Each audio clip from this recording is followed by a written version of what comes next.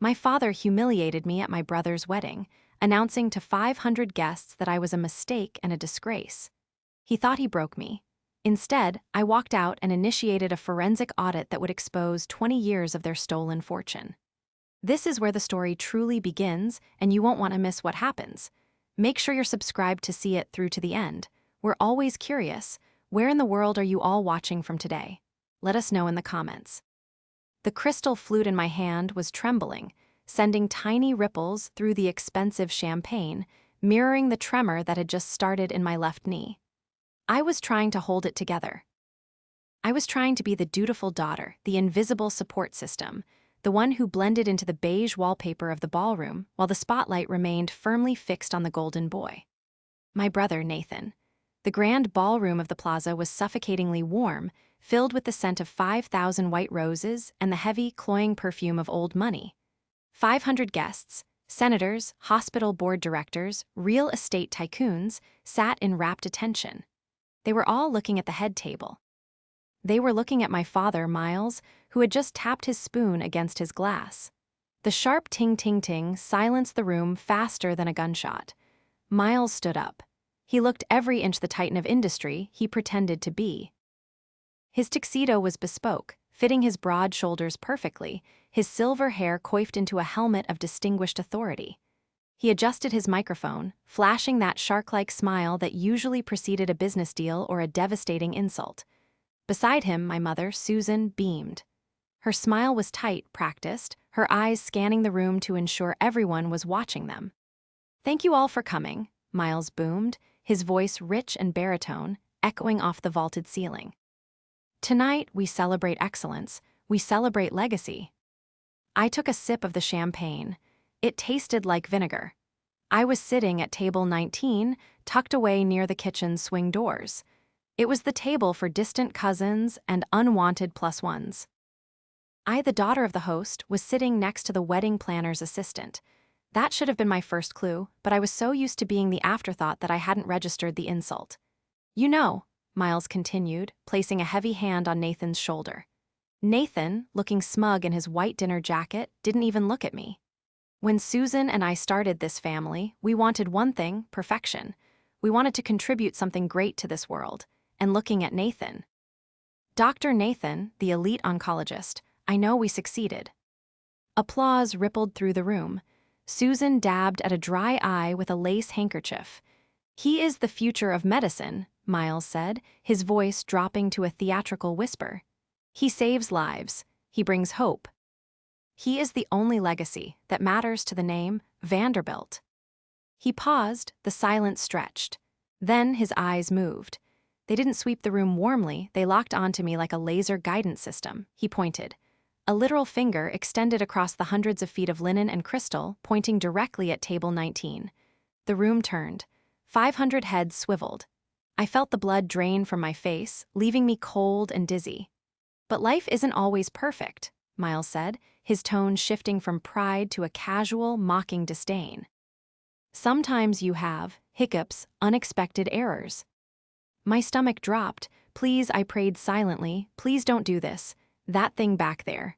Miles chuckled, a cold, dry sound. "Genesis, stand up, Genesis." I didn't move. I couldn't feel my legs. "She's shy," Susan chimed in, leaning into the microphone, her voice shrill and amplified. "Always has been, socially awkward. We tried, didn't we, Miles?" "We did," Miles sighed, shaking his head as if burdened by a great tragedy. "I only have one son, one true child. That thing back there, just a mistake. A clerical error in the grand design of our lives. A disgrace to this family, really. She counts beans for a living while her brother saves lives." The room went deadly silent. It wasn't the silence of respect, it was the silence of shock. A few people gasped. The wedding planner's assistant next to me dropped her fork. It clattered loudly against her china plate. "Susan and I often say," Miles continued, smiling as if he were telling a charming anecdote, "we should have put her up for adoption when we had the chance. Saved us a lot of tuition money for a degree she barely uses. But we are charitable people." He raised his glass. "To Nathan, our only child." "To Nathan," Susan echoed. The guests didn't toast immediately. There was a hesitation, a collective murmur of confusion and horror. But Miles was powerful, and these people were sycophants. Slowly, glasses raised. The murmur turned into a reluctant to Nathan. I sat there, frozen. The humiliation wasn't a wave, it was a physical blow. It felt like he had walked over and slapped me. My ears were ringing. A mistake, a disgrace, should have been adopted. I looked at Nathan, my brother. The boy I had tutored through high school chemistry. The boy whose secrets I had kept. He wasn't looking down in shame, he was laughing. He was clinking his glass with his new bride, whispering something in her ear that made her giggle and glance back at me with pity. That was the moment. That was the snap. I didn't cry. I didn't scream. I stood up. My chair scraped loudly against the floor, a harsh screech that cut through the whispering. I smoothed down the skirt of my dress, a dress I had bought myself because Susan claimed she forgot to budget for my attire. I looked at Miles. He was staring at me, a challenge in his eyes. He wanted me to make a scene. He wanted me to cry and run out so he could play the victim of an unstable daughter. I picked up my purse. I turned to the stunned table of strangers around me. "Enjoy the cake," I said, my voice steady, though my heart was hammering against my ribs like a trapped bird. "I hear it cost more than my education." I turned and walked toward the exit. I didn't run. I walked with a measured, rhythmic click of my heels against the marble floor. Every step took me further away from them, and closer to the nuclear button I had been hesitated to press for 3 years. As I pushed through the heavy double doors and into the cool lobby air, I realized something terrifying and liberating. The public execution of my character wasn't the end of my life. It was the signal I had been waiting for. The valet looked concerned when I emerged from the hotel alone, hours before the reception was scheduled to end. The night air was crisp, biting at my bare arms, but the cold felt good. It was real. It was sharp. It was better than the suffocating heat of that ballroom. "Are you all right, miss?" the valet asked, holding the door of my Honda Civic open. It was a stark contrast to the line of Bentleys and Merceds waiting for the other guests. Miles had leased Nathan a Porsche for his residency graduation. I drove a 10-year-old compact car I paid for with my first bonus. "I've never been better, Thomas," I said, forcing a smile that felt brittle on my face. "Just a sudden allergy." "To the flowers?" he asked kindly. "To the bullshit," I murmured, sliding into the driver's seat. I drove in silence for the first 20 minutes, navigating the city streets, just needing to put physical distance between myself and the plaza. My hands gripped the steering wheel so tight my knuckles turned white. The adrenaline was starting to fade, replaced by a deep, hollow ache in my chest. A mistake. A disgrace. The words looped in my mind, playing on repeat like a broken record. I could still see Susan's face, the twisted delight she took in my public shaming. I could see Nathan's laugh.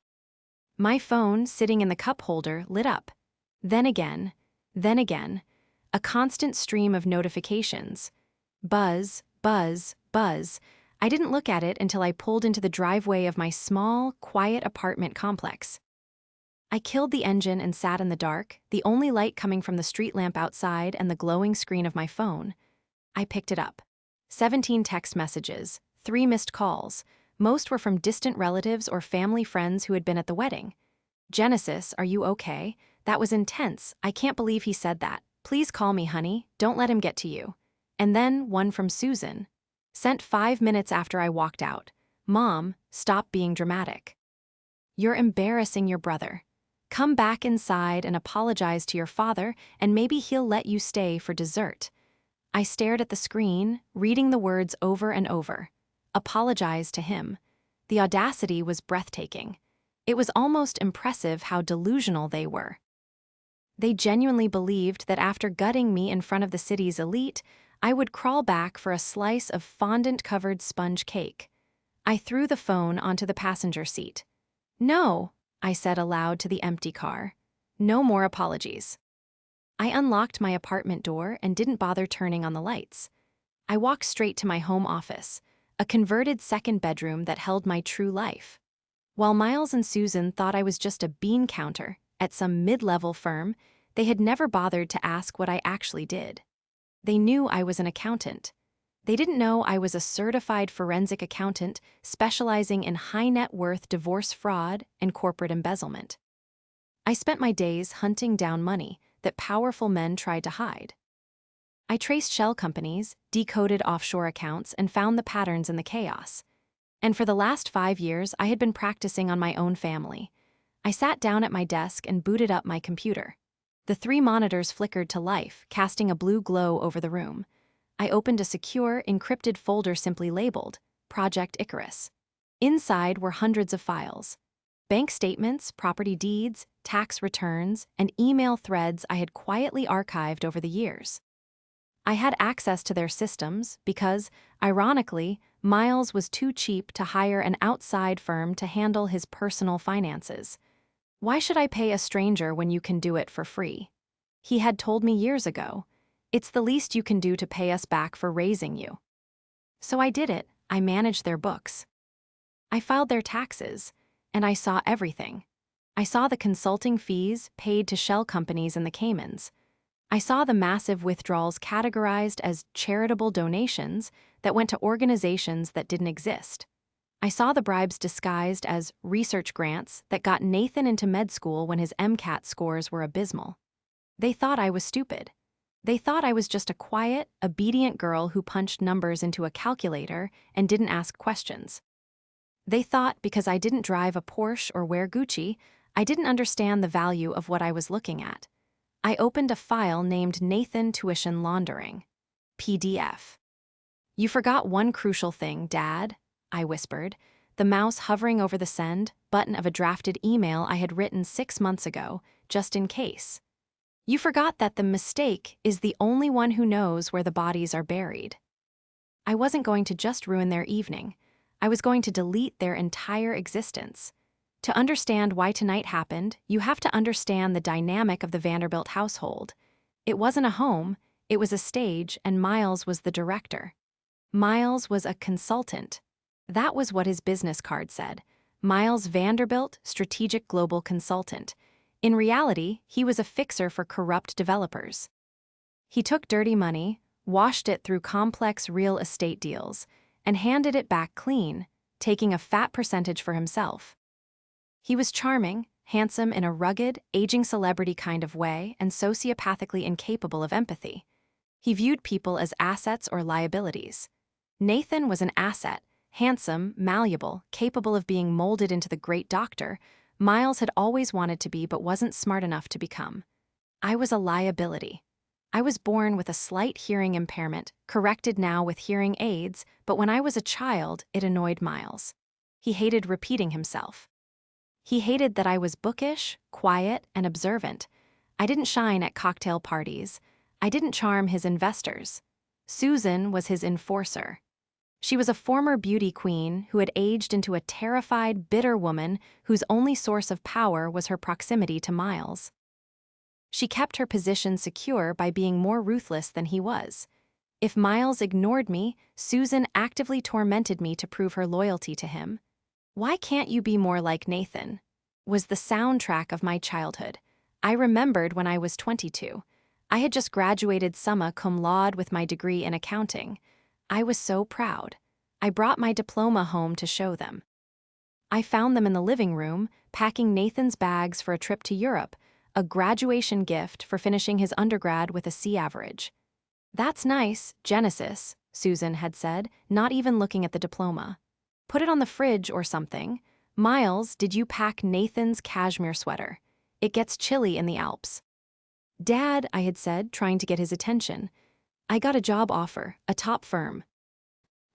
Miles had looked up from his scotch, his eyes glazed with that familiar, dismissive look. "Accountancy? Boring, safe, but I suppose it fits you. Just don't expect us to come to any award ceremonies for calculator usage." I swallowed the hurt then, just like I always did. I thought if I worked harder, if I became useful, they would love me, so I became useful. I took over their confusing, tangled finances. I cleaned up their tax messes. I saved them thousands in penalties. I organized their estate planning. And that was when I found the trust. It was 3 years ago. I was digging through old physical files in the attic, looking for a deed to a vacation home Miles wanted to sell. I found a dusty, red accordion folder tucked behind a loose insulation panel. It was the last will and testament of my grandmother, Miles's mother. She had died when I was 5. I barely remembered her, only that she smelled like lavender and actually hugged me. I opened the document. My heart stopped. To my beloved granddaughter, Genesis, I leave the entirety of my bond portfolio and the proceeds from the sale of the Hamptons estate to be held in trust until her 25th birthday. The Hamptons estate. That house had sold for $4 million in 1998. I did the math. With interest, that trust should have been worth over $8 million by the time I turned 25. But I had never seen a dime. I dug deeper. I found the transfer records. Miles had appointed himself the trustee. And starting the week after my grandmother died, he had begun draining it. He used my money to buy the big house we lived in. He used my money to buy Susan's jewelry. He used my money to pay the bribes to get Nathan into college. He used my money to fund the lifestyle that allowed them to look down on me. I was the source of their wealth. I was the reason they were the Vanderbilts. And they treated me like a parasite living off their generosity. I remembered sitting on the dusty attic floor, holding that paper, shaking with a rage so pure it felt like holy fire. I could have gone to the police then. I could have sued. But Miles was slippery. He would have claimed he used the money for my upbringing, for expenses. He had high-priced lawyers who would drag it out for decades. He would destroy my reputation before I ever saw a courtroom. No, I needed more than just a will. I needed proof of active, current crimes. I needed to catch him doing something that would send him to federal prison, not just civil court. So I waited. I kept doing their taxes. I smiled. I accepted their insults. I let them think I was the mistake. And tonight, at the wedding funded by the last scraps of my stolen inheritance, Miles had finally given me the push I needed. I looked at the file on my screen, IRS Whistleblower Submission Form 211. It wasn't just tax fraud. Miles had been laundering money for a cartel-connected developer in Miami for the last 18 months. I had the wire transfers. I had the emails. I had the shell company registrations signed in his handwriting. I wasn't just going to sue him. I was going to burn his world to ash. The morning after the wedding, my phone was still buzzing with missed calls and messages from concerned relatives. I ignored them all. The adrenaline from the night before had settled into a cold, hard resolve. I wasn't just angry anymore. I was methodical. I sat at my kitchen table, a strong black coffee in one hand and my laptop open in front of me. I had already sent the initial whistleblower submission to the IRS Criminal Investigation Division at 3:00 a.m. That was just the first domino. Now, I needed to dismantle the rest of their fortress.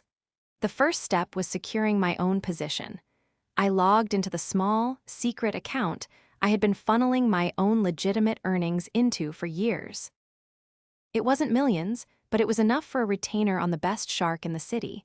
I called Eleanor Vance. She was a legend in family law and asset recovery, known for tearing apart high-net-worth individuals who thought they were untouchable.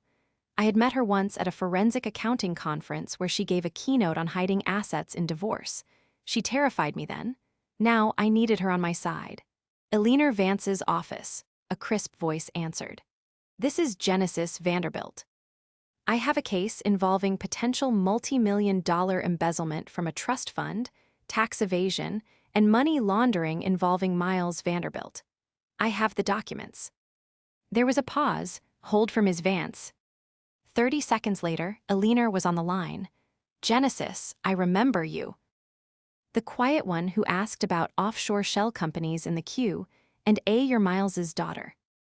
Disowned daughter, as of last night, I corrected. I need to file a civil suit immediately to freeze his assets before the feds get there, and I need protection. Can you prove the embezzlement?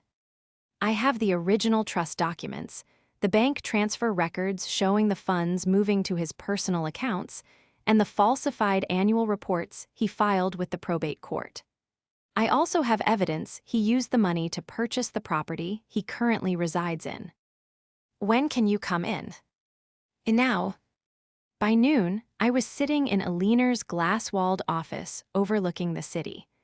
I laid out the physical copies of the files I had stored in a safety deposit box months ago. Aliner flipped through them, her eyebrows raising with every page. This is thorough. He didn't just dip into the cookie jar, he smashed it and ate the crumbs. He used it to pay for everything, I said, my voice steady. My brother's tuition, his cars, the wedding last night. Every single dime of their wealth came from my grandmother's estate. And the tax fraud. Here, I slid another folder across the desk. He's been underreporting income by about 40% for the last decade.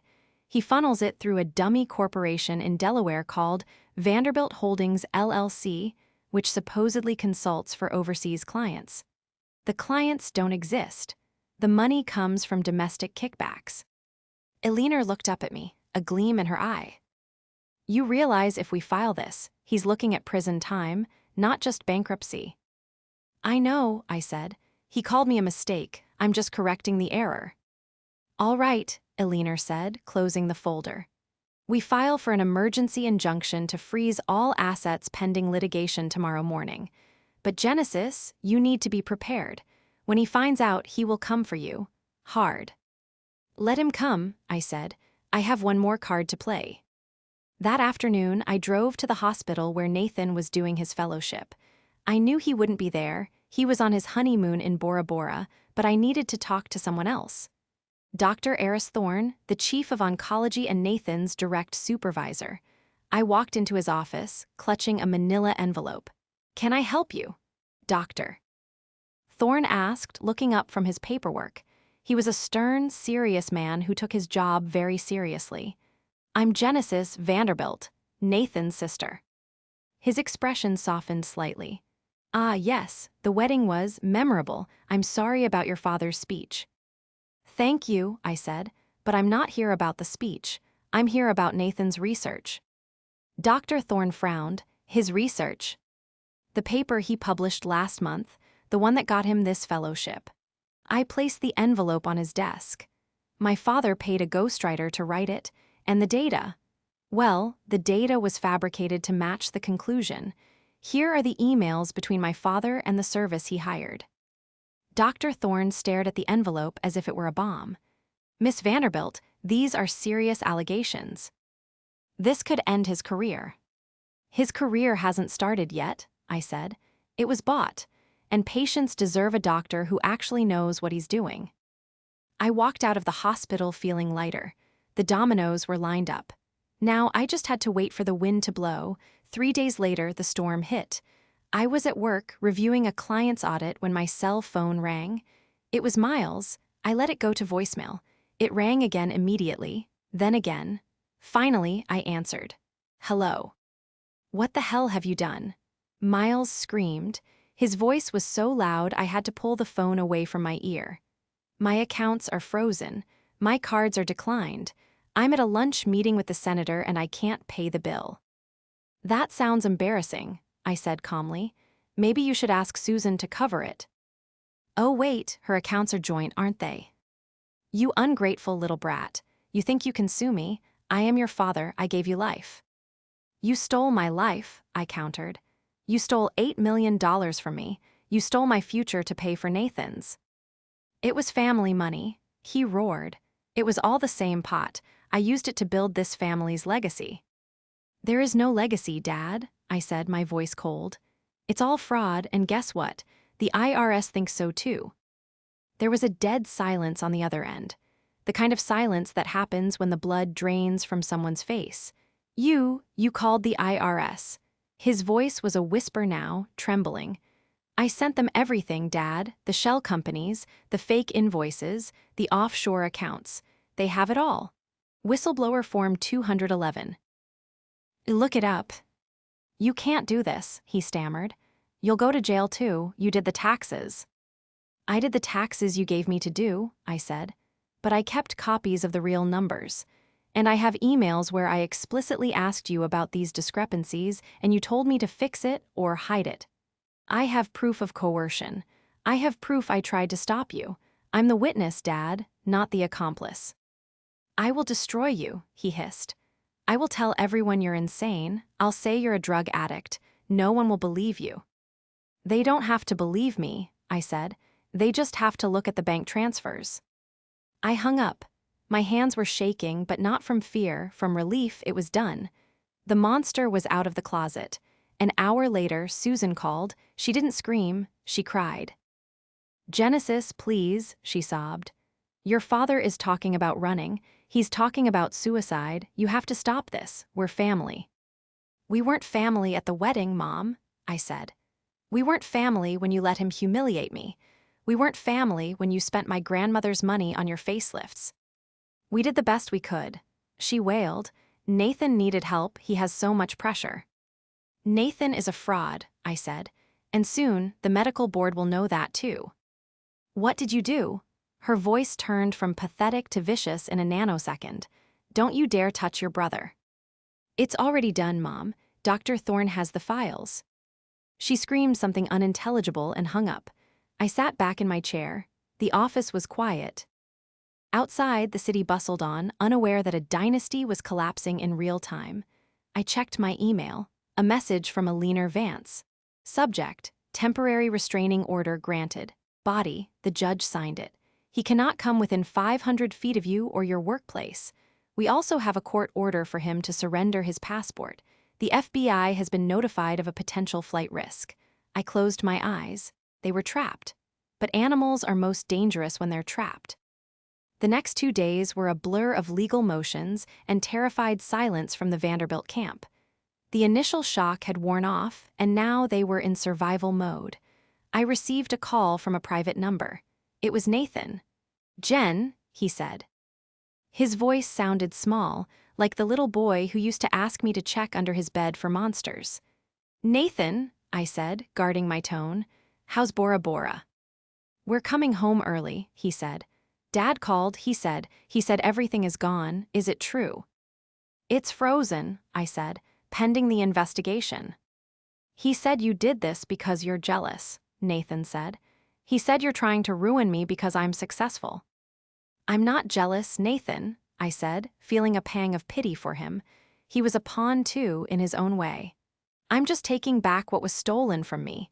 Did you know my grandmother left me a trust fund? $8 million. What? No, Dad said Grandma died broke. He lied, I said. He used that money to pay your tuition, to buy your car, to pay for your wedding. Every luxury you've ever had was bought with my inheritance. There was a long silence. I didn't know. There's more, I said gently.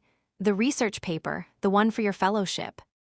What about it? His voice tightened. I know Dad bought it. I know you didn't write it. That's not, he started, then stopped. He told me he hired an editor, just to polish it. He hired a ghostwriter, Nathan, and he falsified the data. I gave the proof to Dr. Thorne. You what? The pity evaporated. You ruined my career. Why, I'm your brother. Because you can't be a doctor if you cheat, Nathan. People's lives are at stake. You're a monster, he shouted. Dad was right about you. You are a mistake. I hope he rots in jail, but I hope you rot in hell. He hung up. It hurt. It hurt more than Miles's insults, but I knew I had done the right thing. Nathan was dangerous as a doctor. He was lazy and entitled, and he had been propped up his entire life. The next morning, the story broke. Not the full story, but the ripples. Local prominent businessman Miles Vanderbilt investigated for tax fraud. Assets frozen in family dispute.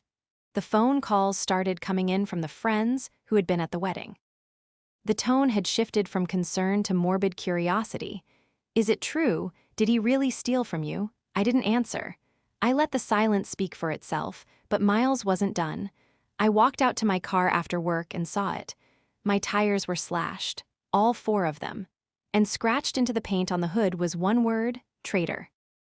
I called the police. They took a report, but without video evidence, there wasn't much they could do. It's intimidation, I told the officer. He's trying to scare me into dropping the suit. Get a camera, the officer advised, and maybe stay somewhere else for a few days. I called Alina. He's escalating, she said. We need to push the deposition up. We need to get him under oath before he does something stupid. He's desperate, I said. He knows it's over. We have the forensic accounting report back, Eleanor said. It's worse than we thought. He's not just broke, he's in massive debt. He leveraged the properties he bought with your money to take out more loans to pay off the gambling debts. Gambling. High-stakes poker, Atlantic City. He's lost nearly $2 million in the last 3 years. It all made sense. The desperation. The need for Nathan to marry rich, his wife's family was wealthy. He was trying to attach himself to a new host because he had bled me dry. We have him, Eleanor said. The deposition is set for Friday. If he lies, it's perjury. If he tells the truth, it's a confession. Friday came. I sat in the conference room of Eleanor's firm, a sleek, modern space that felt like a fortress. Miles walked in with his lawyer, a cheap strip mall attorney because his usual high-powered counsel had dropped him due to non-payment. Miles looked terrible. His skin was gray, his eyes sunken. He had aged 10 years in a week. He wouldn't look at me. Mr. Vanderbilt, Eleanor began, turning on the video camera. State your name for the record. Miles Vanderbilt, he muttered. Mr. Vanderbilt, did you, on or about August 19, 2004, transfer the sum of $4 million from the estate of Margaret Vanderbilt into your personal checking account? Miles looked at his lawyer. The lawyer shrugged. There was no way out. The paper trail was absolute. I borrowed it, Miles said, to invest for the family. And did you ever repay this loan? The market was bad. I intended to. And the tax returns for 2015 through 2023. Did you knowingly underreport your income? My accountant handled that, he spat, finally looking at me. She did it. She set me up. We have emails, Mr. Vanderbilt, Eleanor said, sliding a stack of papers across the table. Dated June 2018.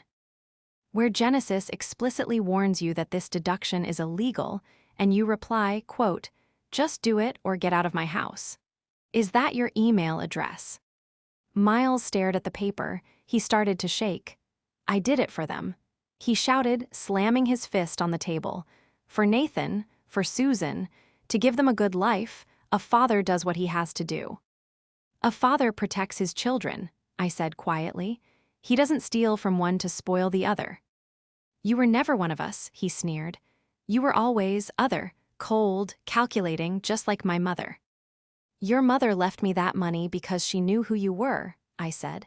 She tried to protect me from the grave, and now I'm finishing the job. The deposition ended. Miles stormed out, but we had it on tape. The admission. The motive, the noose was tight. Now I just had to kick the chair. The confrontation at the deposition had been private, contained within the sterile walls of a law firm, but Miles Vanderbilt didn't operate in private. His ego demanded an audience, and his downfall would require one too.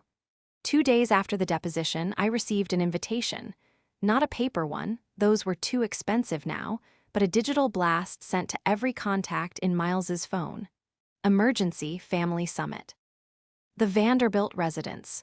Sunday, 2 p.m., important announcement regarding the family legacy. He was calling a meeting. He was trying to spin the narrative before the indictment came down. He was going to paint himself as the victim of a vindictive daughter and a corrupt system. He was going to rally the troops. Nathan, Susan, the extended family who relied on his generosity. Eleanor advised me not to go. It's a trap, Genesis. He's unstable. I have to go, I said. He's going to lie to them. He's going to try to convince Nathan to take the fall for the medical fraud. I have to be there to stop it. Then take security, Eleanor said, and record everything. Sunday arrived. The Vanderbilt estate, my grandmother's house, bought with my money, loomed large and ominous. Cars lined the driveway. The extended family had shown up, morbidly curious. I walked in. The silence was instant. Miles stood in the center of the living room, looking manic. His eyes were wide, his movements jerky. Susan sat on the couch, looking pale and terrified. Nathan was there too, standing by the fireplace, his arms crossed, looking at the floor. She's here, Miles shouted, pointing at me as I entered. The traitor, the one who is trying to destroy this family. The murmurs started. I called you all here, Miles continued, addressing the room of about 30 people, aunts, uncles, cousins, to tell you the truth. Genesis has been confused. She's been under a lot of stress. She's made some terrible mistakes with the family finances, and now she's trying to blame me to cover her tracks. He was lying, boldly, to their faces. She cooked the books, Miles yelled. She stole from the company, and when I found out, she went to the IRS and made up stories about me to get a lighter sentence. She's a criminal. The room gasped. Susan started sobbing. Oh, Genesis, how could you? I didn't shout, I didn't interrupt. I just walked to the center of the room, calmly pulling a flash drive from my purse. I walked over to the large smart TV mounted above the fireplace where Nathan was standing. Excuse me, Nathan, I said. He moved aside, looking confused. I plugged the drive into the TV. The screen flickered. What are you doing? Miles demanded, stepping forward. Get away from that. You wanted to tell the truth, Dad, I said, my voice steady and amplified by the silence of the room. Let's tell the whole truth. I clicked a file. A video started playing. It wasn't the deposition. It was security footage from Miles's own office, recorded by the hidden camera he had installed to spy on the cleaning staff. He had forgotten about it. I hadn't. The date stamp was from 3 months ago. On screen, Miles was pacing, talking on the phone. The audio was crystal clear. I don't care, just forge the signature. Nathan needs that fellowship. I paid 50 grand for that ghostwriter. Tell him to fix the data so it looks real. If the board finds out the results are fake, we're all dead. The room went silent. Nathan's head snapped up, his face draining of color. I clicked the next video. Miles, again on the phone, laughing. Yeah, the trust fund. The old bat left it all to the girl. Can you believe it? 8 million. I moved it to the Cayman account the day after the funeral. Genesis will never know. She's too stupid to check. We'll use it to buy the beach house. The silence in the room was now suffocating. I turned to look at the family. He didn't just steal from me, I said, my voice ringing out. Uncle Jerry, remember that investment you gave him in 2018, the one that failed due to market conditions. Here's the transfer record. It went directly to pay off his gambling debt at the Borgata. I pulled up a spreadsheet on the screen. Aunt Linda, the college fund for your twins, gone. He used it to lease his Bentley. The room erupted. People were shouting. Susan was wailing. Miles stood there, his face purple with rage. Turn it off now. He lunged for me, but before he could reach me, Nathan stepped in. My brother, the golden boy, the one who had always looked the other way. He grabbed Miles by the shoulders and shoved him back hard. Is it true? Nathan screamed, his voice breaking. Did you fake my research? Did you buy my career? I did it for you, Miles shouted back, to make you a star, to make you a Vanderbilt. You made me a fraud, Nathan yelled. Dr. Thorne called me this morning. The board is opening an investigation. I could lose my license. I could go to jail. We can fix it, Miles pleaded, looking around desperately. We just need to stick together. We need to say Genesis is lying.